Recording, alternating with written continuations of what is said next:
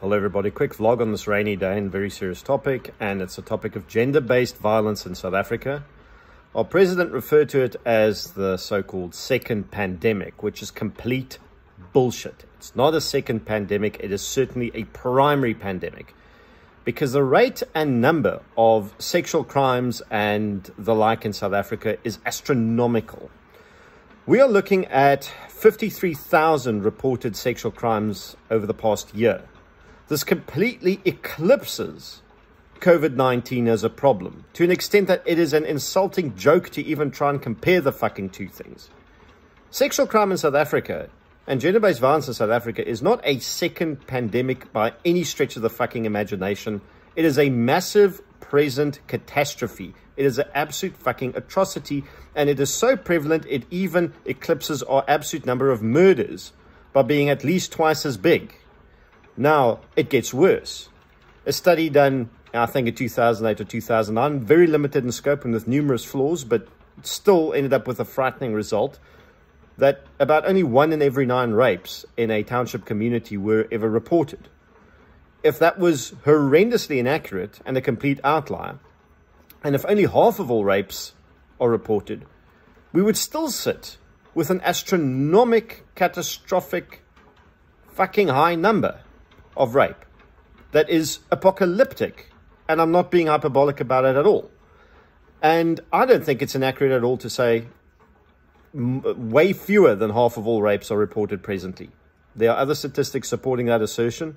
So we're sitting with a humongous problem that is not being addressed, although there are numerous campaigns that are talking about it and that are trying to garner support for women who are the victims of this type of abuse and sexual exploitation and criminal predation.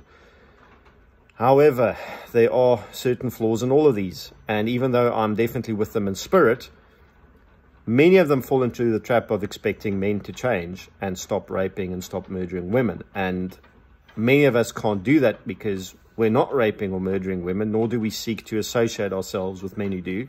And in fact, we will actively ostracize and do our level best to bring such men to book and make them pay for their crimes. However, in order to get men to change, those that are required to change would take generations, which means we're still leaving thousands, if not millions of women vulnerable right now to the criminal predations and machinations of these violent and evil men.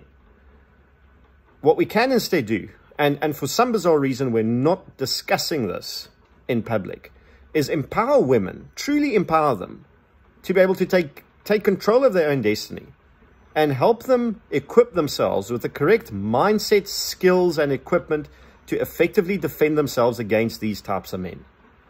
And that doesn't necessarily mean we need to turn all women into gun owners, although those who seek to become that, I will gladly embrace them and help them on this journey. I'm sure our entire community will help them on this journey to become effective defenders of their own lives. Because I firmly believe that there is no greater equalizer in the 21st century than a firearm. It would allow a petite, mild-mannered, 45-kilogram woman to defend herself against the predations of a muscular, violent 95-kilogram man, or even multiple such men who seek to turn her into a victim. And to me, that is a form of true empowerment. That does not mean we need to stop having conversations and debates. It does not mean, that bad men are exempt from being expected to not be bad men and not change. I'm just saying that this is a practical solution, because I sure as hell want to see fewer rape victims out there. I want to see fewer women murdered. I want to see fewer women abused. I know abusive relationships are a very dynamic situation, and I certainly cannot unpack all the nuance and detail of them in a 5-minute vlog. But there are holistic approaches. I've written about it. I'll link the article below as well for your perusal. But I think right now is time, if we want to truly make a difference in the scourge of gender-based violence and sexual crime in this country, we need to have conversations not just about men changing, but also in helping women take control of their destinies, helping women equip themselves to defend themselves.